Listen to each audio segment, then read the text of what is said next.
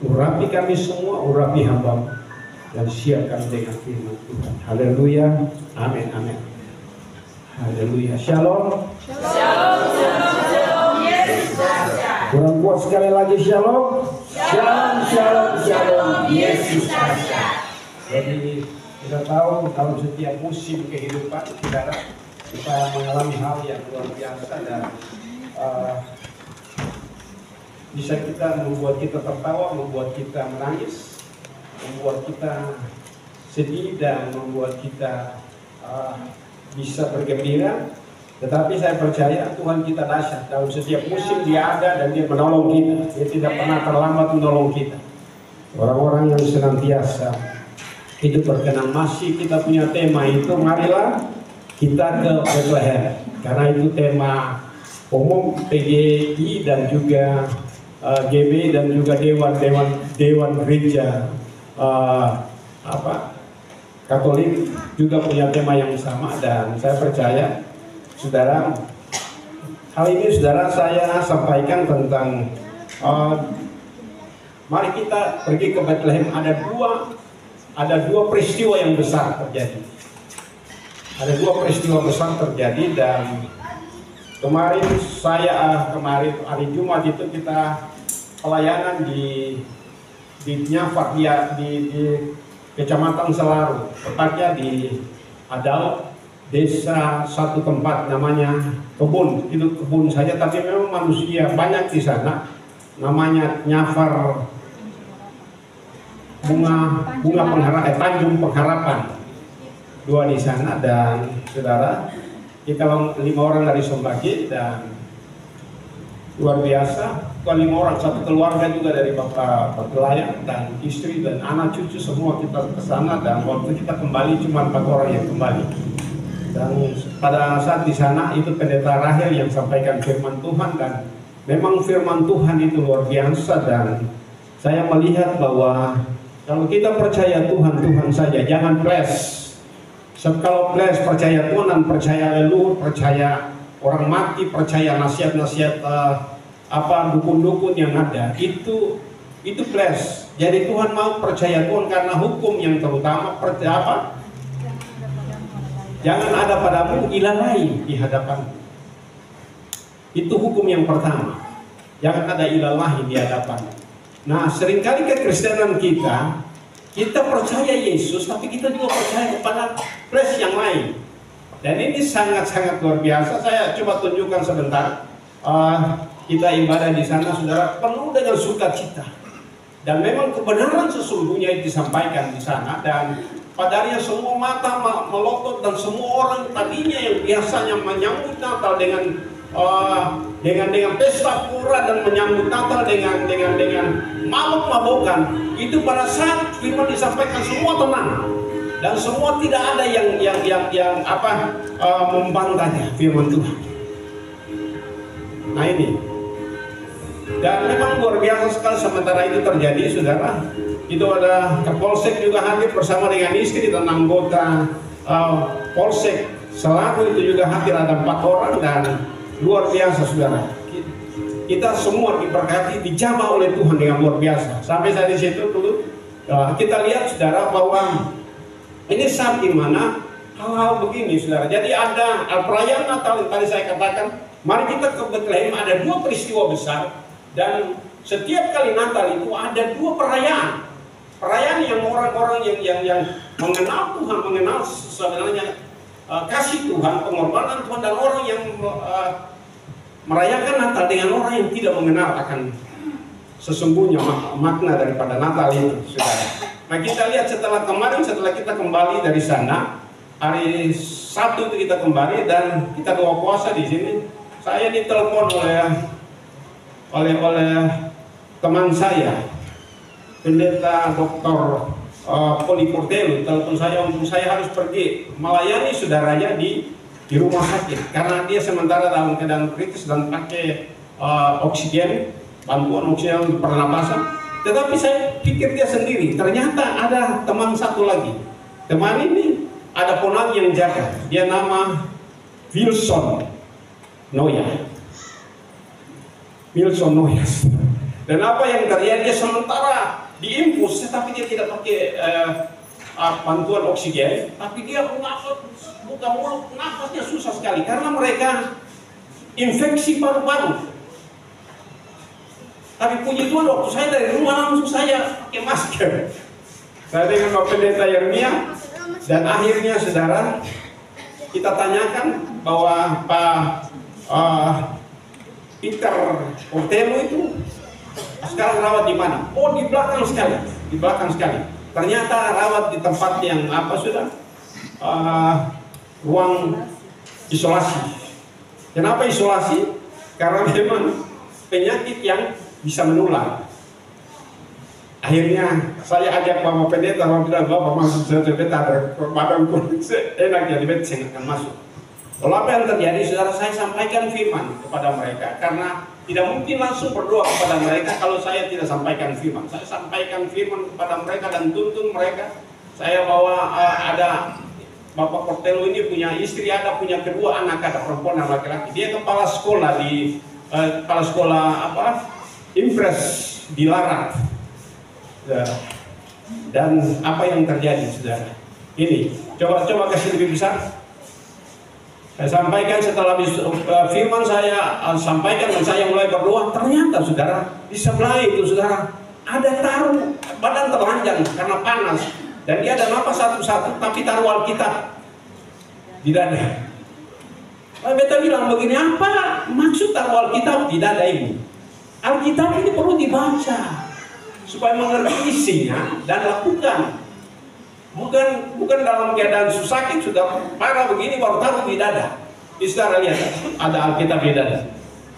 Coba agak-agak itu, ya itu Alkitab di dada, saudara. Ini kekristenan yang melakukan Natal yang tidak tahu kebenaran. Dan ini sangat menyesatkan, saudara. Atau kalau biasanya kalau ada orang yang sakit, itu pergi dikubur, minta. Tete dan nenek atau bapak dan mama yang sudah mati, kalau bisa sembuhkan cucu ini karena dia gini. Dan ini kekristenan seperti begini yang sementara merat sekali. Dan itu sebabnya saya percaya bahwa Yesus bilang begini, berjuanglah kamu untuk masuk melalui pintu yang sempit ini. Karena lebarlah jalan menuju kepada kebinasan dan banyak orang mengikuti. Tetapi yang sedikit ini orang berusaha untuk masuk, tapi hanya sedikit saja masuk. Saya percaya saya dan saudara punya keyakinan bahwa kita pasti masuk. Amin. Kita punya keyakinan bahwa kita pasti masuk, saudara. Nah, kita lihat, saudara. Marilah kita sekarang pergi ke Bethlehem. Ini ada dua momen yang besar. Yang pertama, saudara, terjadi sukacita besar di Bethlehem dan sukacita yang besar juga bagi seluruh bangsa. Nah, kita lihat di dalam ayat yang ke Lukas 10 ini, ayat yang ke-10. Coba kita lihat dulu.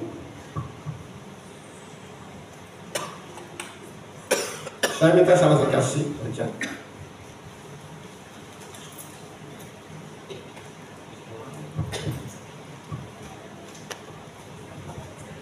Saya baca. Lalu kata malaikat itu kepada mereka, jangan takut, sebab sesungguhnya aku memberitakan kepadamu kesukaan besar untuk seluruh bangsa. Jadi ada kesukaan yang besar terjadi di sana. Dan kesukaan itu, saudara, saya percaya bahwa perayaan Natal itu pertama kali itu sudah dirayakan di surga. Setelah dirayakan di surga, baru malaikat dari surga datang memberitahukan kepada gembala-gembala di padang. Sudah. Karena kita lihat di dalam ayat yang kedua, ayat 13 dan 14.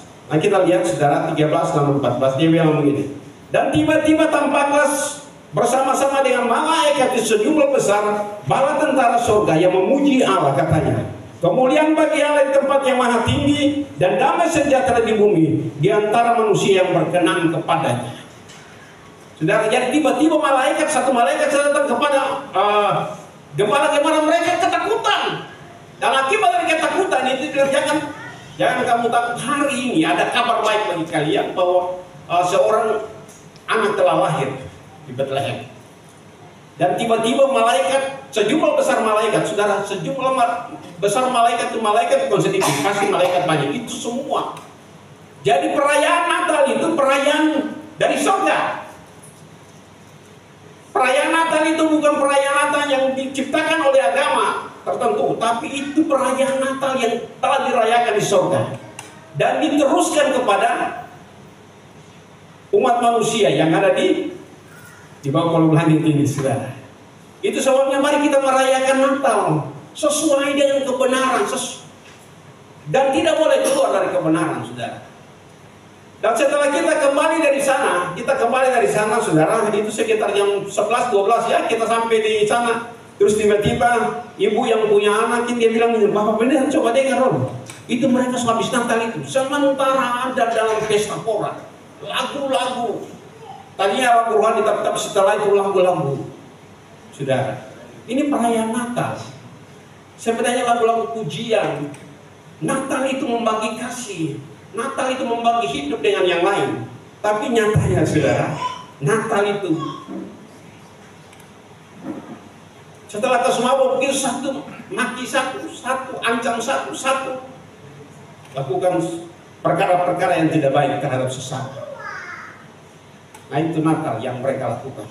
Dan memang sampai kami mau istirahat, nggak bisa istirahat karena memang bunyi musik yang begitu kuat. Lalu sementara, pesta pora. Saudara, pesta boleh, tapi jangan pora. Amin.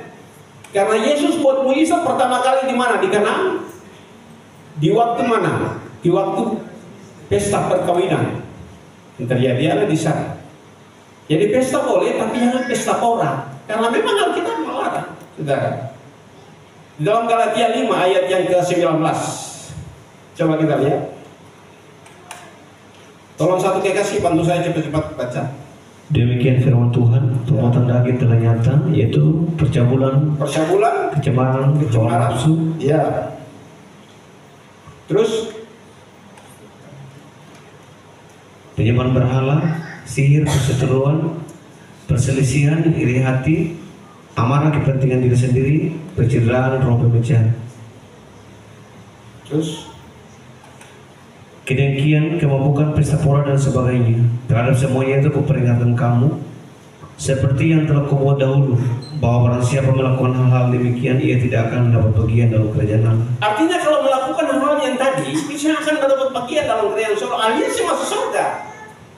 Tapi kebanyakan nih, pengajaran sudah berabad-abad, sudah berlangsung cukup lama, orang mati karena mabuk. Karena naik motor dengan kemabukan, sudah tidak bisa menguasai, tabrak lalu mati. Tapi setelah itu, pendeta jamin bahwa dia telah masuk surga. Dia telah diterima di sisi kanan Bapa. Kan Tuhan itu bukan penjaga pintu, saudara. Dia bukan satpam untuk terima orang yang sumabok itu lalu mati lalu terima dia di sisi kanan Bapa di surga. Saudara, untuk tinggal di sisi kanan Bapa di surga, itu Yesus bukan menentukan. Kan waktu anak-anak Zebedeus datang kepada Yesus dan ibunya minta kalau kau datang sebagai raja, engkau datang sebagai raja, biar anak yang satu di sebelah kirimu dan anak satu di sebelah kananmu. Yesus bilang, aku tidak berhak untuk memberikan itu. Bisakah kamu meminta sesuatu? Bisakah kamu meminum cawan yang aku minum? Kan begitu. Untuk sampai kepada tingkat itu harus melalui banyak proses kehidupan. Cawan. Nah, kita lihat, saudara, itu yang pertama yang terjadi. Dan yang kedua, saudara, terjadi tangisan yang luar biasa pada saat itu di Betlehem. Karena anak-anak di bawah usia 2 tahun itu ditumpas, dibunuh. Dan akibat waktu mereka ditumpas itu, akibatnya apa yang terjadi? Darah mereka tercurah. Nah, saudara lihat, saudara, di Natal itu motif warna yang paling muncul itu apa? Warna apa? Merah. Merah berbicara tentang apa? Tentang darah yang telah tertumpah. Jadi satu pihak ada sukacita yang besar, tapi pihak lain ada tangisan yang luar biasa. Keluarga suami istri yang punya anak di bawah umur 2 tahun tumpas karena Herodes takut persaingan. Saudara, atau persaingan yang terjadi, akibatnya itu terjadi. Kita lihat dalam firman Tuhan Matius 2 ayat 16 dan 18.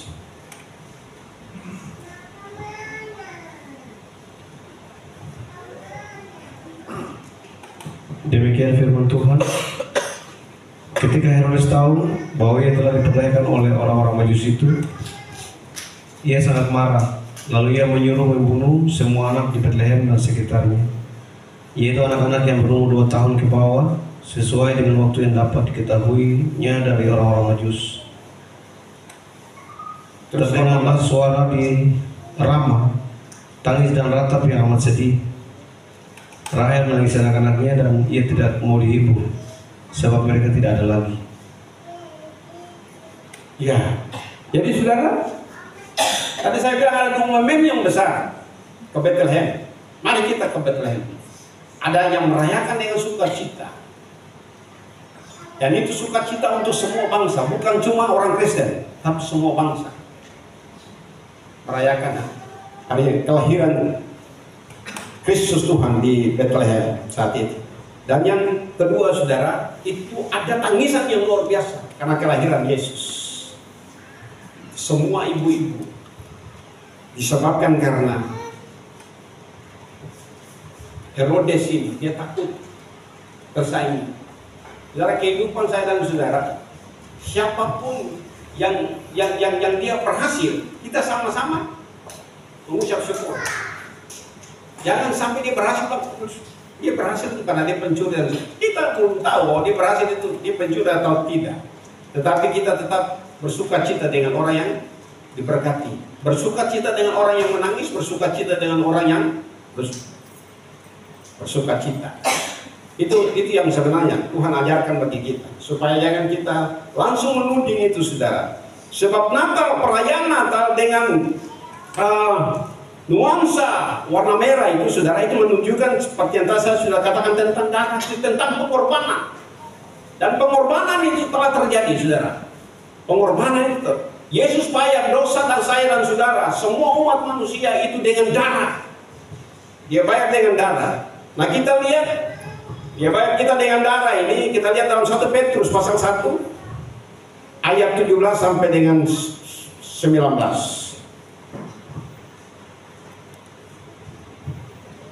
Demikian firman Tuhan. Dan jika kamu menyebutnya Bapa, yaitu Dia yang tanpa memandang muka menghakimi semua orang menurut perbuatannya, maka hendaklah kamu hidup dalam ketakutan selama kamu menumpang di dunia ini. Terus, sebab kamu tahu bahwa kamu telah dicobai dari cara hidupmu yang kamu telah ditebus dari cara hidupmu yang sia-sia, yang kamu warisi dari nenek moyangmu itu, bukan dengan barang yang fana, bukan pula dengan perak atau emas, melainkan dengan darah yang mahal, yaitu darah Kristus, yang sama seperti darah domba yang tak bernoda dan tak bercacat. itu saudara. Jadi kita mengucap syukur karena kelahiran Kristus, dia boleh lahir. Dan Natal itu identik sekali. Natal itu satu paket dengan salib, satu paket dengan kematian dan kebangkitan. Natal itu satu paket dengan Tuhan naik ke surga dan dia akan datang kembali. Nah sementara orang berbuat Natal, orang merayakan Natal, tetapi mereka tidak tahu esensi yang sebenarnya, makna sebenarnya dari Natal itu. Tapi saya dan saudara yang sudah tahu, saudara, kita menyongsong Natal itu dengan penuh dengan apa? Sukacita. Tetapi kita harus juga lihat orang-orang yang tertawa, yang menderita di sana, berbagi dengan mereka. Karena kita lihat orang Majus, 3 orang Majus itu datang cukup jauh dari timur, saudara. Itu puluhan bahkan ratusan kilo mereka harus datang ke Yerusalem karena cuma lihat tanda, dan mereka datang tidak tangan kosong, dan mereka itu bukan muka orang tak kerja, orang-orang kerja, orang-orang yang betul-betul mereka terpelajar, mereka adalah orang-orang pengusaha, mereka adalah orang-orang kaya, saudara. Sehingga mereka punya persembahan itu, persembahan apa? Emas, mur dan kemenyan, saudara. Itu logam yang paling berharga itu ialah emas. Dan mur dan kemenyan itu bau-bau yang luar biasa, itu harum, saudara. Itu biasa kalau itu dibakar, itu dia punya wanginya luar biasa.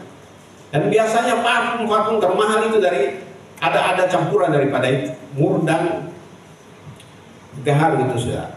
Dan kita lihat, saudara, sebenarnya kekristenan saya dan saudara, kehidupan kita itu harus mengharumkan, bukan kehidupan kita pada saat kita menyongsong itu kita punya perbuatan membuat orang syah, membuat orang jengkel dengan kita, membuat orang marah, membuat orang kepahitan. Tapi Natal itu sebenarnya, saudara, itu suatu sukacita yang besar, bawa korban emas, saudara. Bahkan apa? Mur dan kemenyan. Itu sesuatu persembahan yang harum. Biar hidup kita, saudara. Kenapa Yesus lahir? Tidak lahir di istana. Semua penginapan pada saat itu tidak ada yang bisa menerima. Dan akhirnya dia harus lahir di kandang binatang. Dia dibungkus dengan kain pengamping dan diparingkan di dalam palungan. Seringkali saya katakan saya pernah ada di situ dan saya lihat, saudara. Itu para gembala itu satu pekerjaan yang hina. Suatu pekerjaan yang hina. Baru berbicara tentang kandang itu tempat yang hina, yang tidak layak untuk manusia tinggal, karena itu layak bagi binatang saja. Tapi Yesus, dia mengosongkan dirinya. Dia datang. Dia menginkarnasi menjadi manusia. Dia lahir di mana? Di kandang binatang. Saudara, saya dan saudara punya hidup ini, orang bukan orang baik-baik, kita semua orang membuat kejahatan. Karena waktu manusia jatuh dalam dosa, semua manusia telah hilang kemuliaan Allah, terpisah dengan Tuhan. Itu sebabnya, saudara, Tuhan itu sangat luar biasa. Jadi ini, saudara, satu hal yang sementara saya ingatkan kita semua, bahwa jangan kita terus merayakan Natal yang tradisi, Natal yang biasanya leluhur kita rayakan, lalu kita lupa rayakan Natal yang sesungguhnya, yang harus membagi hidup dengan yang lain, yang harus menangis dengan yang menangis, tertawa dengan tertawa. Itu kita harus lakukan hal itu. Dan saya percaya, saudara, kita sudah lakukan hal itu, tapi jangan sampai rasa bahwa puas dengan apa yang ada, yang saudara sudah lakukan. Lakukan lebih lagi. Lakukan lebih lagi, saudara. Berbagi dengan saudara. Karena ada orang di kampung sana, untuk masuk tahun baru, mereka punya baju itu sudah mereka punya pakaian itu sudah 3 tahun yang lalu mereka pakai ulang. Tapi kalau saudara setiap Natal dan tahun baru saudara punya baju berganti-ganti, saudara punya lipstick berganti-ganti, saudara punya benda muka berganti-ganti. Orang di kampung sana, saudara, itu basuh rambut dengan santan kelapa.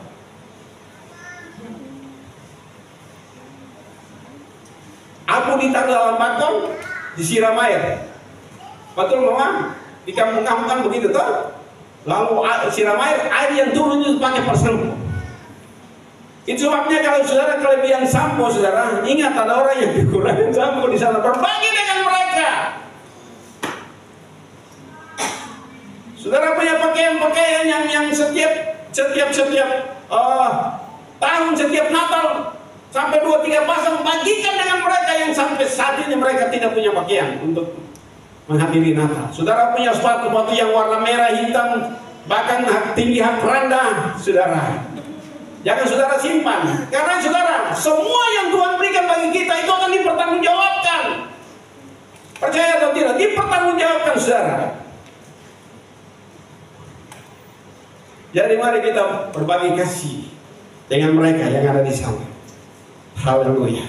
Nah, ini yang sementara kita tunggukan, saudara. Natal itu satu paket dengan Natal Kristus itu satu paket dengan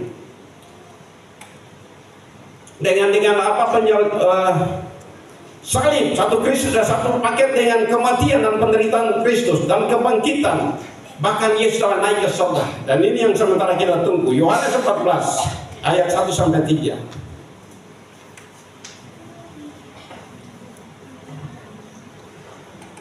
Demikian firman Tuhan, janganlah gelisah hatimu, percayalah kepada Allah, percayalah juga kepadaku. Ya, Di rumah Bapakku banyak tempat tinggal, jika tidak demikian, tentu aku mengatakannya kepadamu. Sebab aku pergi ke situ untuk menyediakan tempat bagimu. Dan apabila aku telah pergi ke situ dan telah menyediakan tempat bagimu, aku akan datang kembali dan membawa kamu ke tempatku, supaya di tempat di mana aku berada, kamu pun berada. siapa yang tidak punya kerinduan seperti ini? Kita mau kita punya kerinduan seperti ini. Tadi pagi kita kan sudah dengar firman Tuhan. Kadang-kadang manusia ini tidak pernah puas. Seperti dengan cucu terkasih, suka menyanyi itu, bagaimana kue donat kayak itu. Kue donat itu kan kan berlubang. Tapi biar dihiasi dengan apapun, saudara, itu tetap saudara yang dikasih. Biar kita punya hidup sudah dipenuhi dengan semua, tetapi tetap ada kekosongan saja. Itu luar biasa, saudara. Ada kekosongan saja. Nah, kekosongan ini hanya bisa diisi dengan apa? Dengan Yesus. Jadikan dia segala-galanya dalam hidup saya dan saudara. Utamakan dia. Yang tadi saya bilang, semula ada plus, hanya Yesus saja dalam hidup ini, saudara.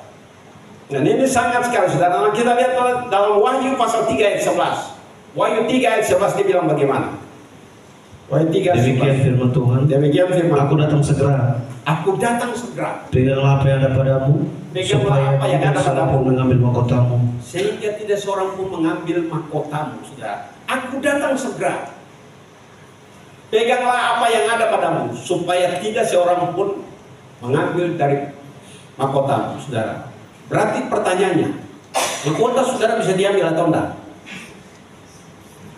Halo? Mahkota saudara bisa diambil atau enggak? Sangat bisa. Karena Tuhan bilang begini, aku datang segera, peganglah apa yang ada padamu, supaya tidak seorang pun mengambil apa? Mahkotamu. Mahkota Tuhan sudah berikan bagi saudara, waktu saudara terima dia sebagai Tuhan dan Juru Selamat, dan saudara diberi hak untuk menjadi anak-anak Allah. Itu mahkota dia telah berikan. Makanya dia mahkota telah diberikan bagi saudara. Dia berikan Roh Kudus sehingga saudara terus kerjakan keselamatan yang saudara terima itu dengan sungguh-sungguh. Kerjakan keselamatan. Jadi keselamatan itu anugerah, pemberian Tuhan secara cuma-cuma. Tapi untuk saya dan saudara yang menerima anugerah itu, menerima keselamatan itu, harus kerjakan keselamatan itu dengan apa? Takut dan gentar, saudara. Kalau saudara kerjakan dengan tidak takut dan gentar, saudara, pasti. Artinya begini, kadang-kadang saudara, kita kan sudah bertobat, sudah lahir baru, kita sudah melayani Tuhan. Jadi biar kita berbuat dosa, tetap mahkota itu saya mengikut, tidak bisa, saudara.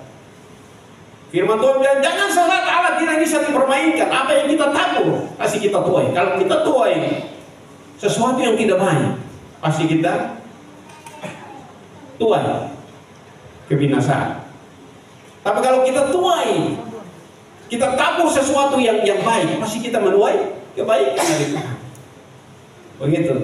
Dan kebanyakan saudara, mari kita terus berfokus untuk hari-hari terakhir ini, sehingga jangan kita, karena apa yang sementara terjadi, tadi saya katakan bahwa ke Bethlehem itu ada dua hal yang besar terjadi. Yang pertama itu apa, saudara? Ada sukacita besar, bahkan sukacita bagi seluruh bangsa. Tetapi yang kedua, terjadi apa? Tangisan yang luar biasa. Saudara, kedatangan Tuhan pada kali yang kedua, ini terjadi pemisahan yang luar biasa. Bapak bisa tinggalkan anak-anak bisa tinggalkan bapak, ibu bisa tinggalkan suami bisa tinggalkan istri. Dan ini tangisan yang luar biasa. Tidak bisa main-main, saudara. Karena sementara apa yang kita alami ini telah dinubuatkan, saudara. Di dalam Kejadian pasal 3 ayat 15, Kejadian. Aku akan mengadakan permusuhan antara engkau dan perempuan ini, antara keturunanmu dan keturunannya. Keturunannya akan menemukan kepalamu, dan engkau akan menemukan tulitnya. Saudara, ini terjadi. Jadi kita lihat saudara, aku akan mengadakan permusuhan antara engkau dan perempuan ini, antara keturunanmu dan keturunannya. Keturunan perempuannya akan apa? Meremukkan kepala daripada iblis ini, setan ini. Tetapi iblis ini akan meremukkan apa? Tumit daripada anak perempuan itu. Nah, ini telah terjadi saudara. Kita lihat ini kan Yesus ini luar biasa saudara. Dia anak dari perempuan. Yesus itu kan lahir dari perempuan. Saya dan saudara lahir juga dari perempuan. Sampai sini yang lahir dari laki-laki. Tidak ada kan? Kita semua yang lahir dari perempuan adalah keturunan perempuan itu saudara.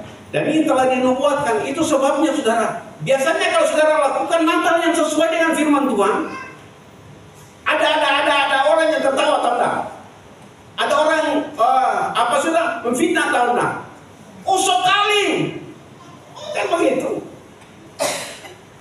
Sekali dalam perayaan Natal ini kan mesti ketemu dulu sedikit. Kan di Somlaki ini saudara, di Tanimpar ini itu kebiasaan itu saudara, itu arak ini atau sopi ini merupakan hal yang sangat istimewa di setiap momen, baik pesta biasa maupun pesta Natal begini, itu persiapan yang lebih banyak saudara. Karena padahal arak ini kan dia murah, sangat murah. Sopi ini kan satu botol kecil berapa? 25.000 ya sekarang ya? 25.000. Sopi itu satu botol kecil itu berapa? Satu botol lampu kecil. 25.000. Oh, tapi biar seminum, tapi pengalaman kan dengan orang itu 25.000. 25.000 orang ini, 25.000 rupiah ini bisa memampukan 5 orang dengan cuma satu botol ini. Itu sebabnya itu akrab sekali, saudara. Itu sangat akrab sekali dengan orang-orang yang suka itu. Kalau ale seminum ale, aduh. Ale kasih merokok, ale macam dia banci. Saya mau bilang bagi saudara, banci itu juga merokok luar biasa dari saudara. Betul. Coba pikir di tempat-tempat banci berkumpul, saudara. Dia merokok luar biasa, dia minum juga luar biasa.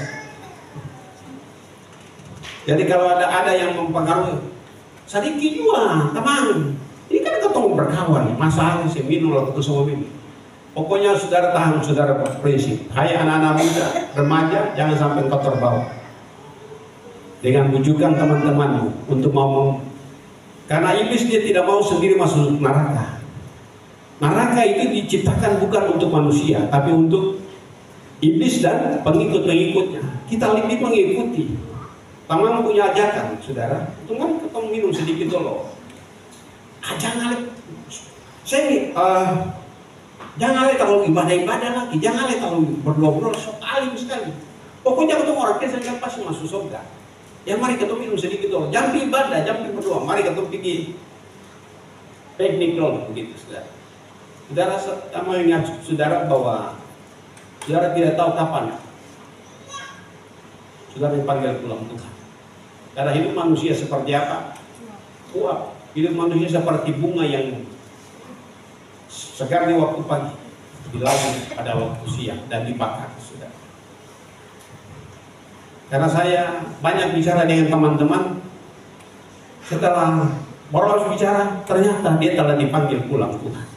Nah, dia telah SK-nya datang, lalu SK datang dalam keadaan yang belum bertobat, dalam keadaan yang belum berdamai diri untuk didamaikan dengan Tuhan. Saya percaya saya dan saudara adalah agen-agen perdamaian. Bahwa keluarga kita di dalam Korintus dia bilang kita seakan-akan menasihati mereka dengan Allah menasihati mereka dengan perantaraan kami. Berilah dirimu didamaikan dengan Tuhan. Kenapa sampai saya bisa mendamaikan banyak orang? Karena saya sendiri telah didamaikan oleh Tuhan. Itu tugas. Coba kita lihat dalam satu itu 2 Korintus kalau tidak salah ya. Coba tolong baca.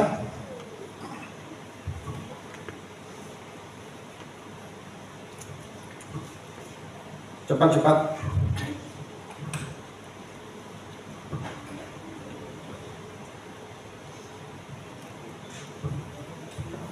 Itu Di Korintus berapa? 2 Korintus atau 1 Korintus? 2 Korintus 5 ayat 20. Iya. Jadi kami ini adalah utusan-utusan Kristus, seakan-akan Allah menasihati kamu dengan perantaraan kami. Dalam nama Kristus kami meminta kepadamu, berilah dirimu didamaikan dengan Allah. Jadi saya dan saudara berusaha untuk jadi agen. Amin. Agen untuk bicara tentang Ale punya hidup seperti begini. Ale jadi orang Kristen, tapi jadi orang Kristen yang musuh Allah. Firman Tuhan katakan dasar yang diletakkan Allah itu dan meterannya Tuhan mengenal siapa kepunyanya. Setiap orang yang menyebut nama Tuhan hendaklah apa? Tinggalkan dosa. Berarti tinggalkan dosa, bertobat atau tidak bertobat? Bertobat. Jadi memang Natal itu saudara identik sekali dengan pertobatan. Berita pertobatan di situ saudara. Dan ini sangat luar biasa. Saya percaya Tuhan tidak lalai menepati janjinya, tapi karena Dia mau saudara ulur waktu karena saudara dan saya harus bertobat supaya saudara tidak akan melihat murka Tuhan. Dalam 1 Petrus itu kan dia 1 Petrus ya, 2 Petrus 3 ya. 1 Petrus ya. Coba tolong bacakan itu, kita lihat. Kalau bicara tentang kedatangan Tuhan, bilang mana Dia datang? Ada pengejek tentang berbicara tentang kedatangan Tuhan. Kalau baca 2 Petrus 3 ayat 3, yang terutama harus kamu ketahui ialah bahwa pada hari-hari zaman akhir akan tampil pengejek-pengejek dengan ejekan-ejekannya, yaitu orang-orang yang hidup menuruti hawa nafsunya. Kata mereka, di manakah janji tentang kedatangannya itu? Sebab sejak bapak-bapak leluhur kita meninggal, segala sesuatu tetap seperti semula pada waktu dunia diciptakan. terus Mereka sengaja tidak mau tahu bahwa oleh firman Allah langit telah ada sejak dahulu dan juga bumi yang berasal dari air dan oleh air. Dan bahwa oleh air itu bumi yang dahulu telah binasa, dimusnahkan oleh air bah. Tetapi oleh firman itu juga langit dan bumi yang sekarang terpelihara dari api dan disimpan untuk hari penghakiman dan kebinasaan orang-orang fasik. Akan tetapi saudara-saudaraku yang kekasih, yang satu ini tidak boleh kamu lupakan, yaitu bahwa di hadapan Tuhan satu hari sama seperti 1000 tahun dan 1000 tahun sama seperti satu hari. Tuhan tidak lalai menepati janji. Tuhan tidak lalai menepati janjinya. Sekalipun ada orang yang menganggapnya sebagai kelalaian. Ya. Tetapi Ia sabar terhadap kamu, karena Ia menghendaki supaya jangan ada yang binasa, melainkan supaya semua orang berbalik dan bertobat. Amin. Jadi dalam pemberitaan Injil itu harus sampaikan tentang pertobatan, saudara. Ini kan Tuhan tidak lalai, saudara. Kalau Dia mau datang, Dia sudah datang. Tapi karena banyak orang belum selamat, saudara, masih banyak keluarga kita yang belum selamat. Masih banyak kakak kita yang belum selamat, masih banyak adik kita yang belum selamat, masih banyak orang tua kita yang belum selamat. Dan ini tanggung jawab saya dan saudara.